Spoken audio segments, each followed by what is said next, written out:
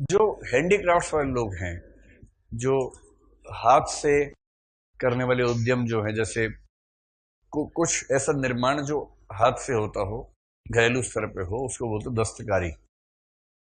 Hand handloom. हाँ, handloom भी एक तरह का दस्तकार हुआ कपड़ों की दुनिया में। लेकिन यदि कोई हाथ से मोमबत्तियां बनाता हो, हाथ से मूर्तियां बनाता हो, तो वो सब भी दस्तकारी में आ जाएगा। अंतिम है सामी धर्म। सामी से हमेशा अदनान सामी याद रखिए। ठीक। अदनान सामी कौन सा धर्म को मानते हैं? इस्लाम को। तो इस्लाम एक सामी धर्म है, एक सिंपल सा हो गया। और तीन धर्म एक ही मूल शाखा से निकले हैं। वो कौन कौन से? सबसे पहले कौन सा? यहूदी। नहीं, यहूदी सबके पापा है।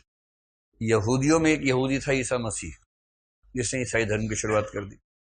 और उसी परंपरा के एक थोड़ा सा दूसरी शाखा से, जिसको कहते हैं इस्माइल की शाखा, उसमें से इस्लाम निकला, पैगंबर साहब आए। तो इन तीनों धर्मों को सेमेटिक रिलीजन्स या हिंदी में सामी धर्म कहते हैं। सामी इनका नाम क्यों है? तो कहते हैं कि जिस जाति में पहली बार यहूदी धर्म का विकास हुआ, उस जाति का नाम था शामी या सामी जाति, जो अरब कंट्रीज का इलाका है, इजराइल के आसपास का। तो सामी उस समाज का नाम था। तब से उसी समाज से, क्योंकि ये धर्म विकसित हुए, इन धर्मों को सामी धर्म कह दिया गया। अंग्रेजी में सेमेटिक कह देते हैं। पर सभी सामी धर्मों की कुछ खास विशेषताएं हैं। जैसे तीनों धर्म एक ईश्वर को मानते हैं, ईश्वर को सगुण मानते हैं। सगुण का मतलब दिखता किसी का ईश्वर नहीं है, लेकिन ईश्वर को गुणों के माध्यम से डिफाइन किया जा सकता है कि सर्वशक्तिमान है, सर्वज्ञ है, सर्वव्यापक है और दयालु है, न्यायप्रिय है, वैसे वाला ईश्वर मानते हैं। तीनों शैतान की धारणा मानते हैं। तीनों एक ही जीवन मानते हैं, पुनर्जन्म को नहीं मानते हैं। मतलब बाद में ईसाइयों में कुछ ने मान लिया, फिर मुसलमानों में सूफियों ने मानना शुरू कर दिया। सैद्धांतिक रूप से नहीं मानते हैं। तीनों स्वर्ग को अंतिम उद्देश्य मानते हैं। ये सब कॉमन कैरेक्टर्स हैं इन तीनों धर्मों में। तीनों जगत को खुदा का कार्य मानते हैं। बस। तीनों मानते हैं कि मनुष्य पहले स्वर्ग में था, वहां से लात खा के आया है। वो कहानी सुनी है ना आपने, जो बाइबल के जेनेसिस में है, एप्पल क्यों कटा हुआ आया था? ध्यान नहीं आप लोगों को बताया था? अरे बताया था, वो ईश्वर ने आदम को उत्पन्न किया। आदम अकेला बोर हो रहा था, तो उसके पैर की एक्स्ट्रा हड्डी से ईव को पैदा किया। तो दुनिया की पहली औरत, दुनिया के पहले आदमी के पैर की एक्स्ट्रा हड्डी से बनी थी। ये बाइबल के जेनेसिस में लिखा हुआ है। और जेंडर इनइक्वालिटी कहां से शुरू हो रही है, उसका सोर्स अगर देखना हो तो वहां से होती है। फिर दोनों वहां घूमने फिरने लगे गार्डन ऑफ ईडन में।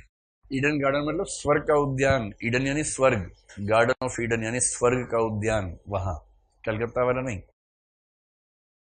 और ईश्वर ने कहा था कि बेटा आराम से घूमो फिरो, मतलब एंजॉय योर लाइफ, लेकिन कुछ चीजों के लिए मना किया था। फिर बाइबल कहती है कि ईव यानी कि पहली स्त्री के उकसाने पर आदम यानी पहला पुरुष भड़क गया और उसने वर्जित फल को चख लिया। वर्जित फल क्या है पता नहीं, सिंबल तो आता है सेब का, कि सेब आधा कटा हुआ है, जो एप्पल के फोन में भी दिखता है आपको, आधा कटा हुआ सेब। पश्चिमी परंपरा में आधे कटे हुए सेब का बहुत सिंबॉलिक महत्व है, बहुत ज्यादा महत्व है। और कुछ लोग कहते हैं कि ज्ञान का फल है, कि ज्यादा ज्ञान, दिमाग मत लगाना कि कैसे बना, क्यों बना, वो सब मत करना बस। कुछ कहते हैं कि वो सेक्स था, यौन संबंध था, कि इस रास्ते पर मत जाना। पर वो गए तो उसके बाद भगवान ने बुलाया, लात मार के दोनों को भगाया पृथ्वी पे। और फिर 6 दिन में ईश्वर ने क्या किया, एक दिन में सूर्य चंद्रमा बना दिया, एक दिन में तारे बना दिए, एक दिन में पेड़ पौधे बनाए, एक दिन में पशु पक्षी बनाए। 6 दिन बनाया, 7वें दिन ऑफ लिया, छुट्टी की। तब से सप्ताह की धारणा चल पड़ी कि 7 दिन का सप्ताह है, उसमें एक दिन की छुट्टी होती है। ये कहानियां कितनी रोचक कहानियां। इन सब लोगों को कॉमिक्स लिखनी चाहिए थी। लोग धर्म ग्रंथ लिख रहे हैं जो लोग, इनको बेसिकली कॉमिक्स, जैसे रामानुज को पढ़ के मुझे लगता है कि अगर ये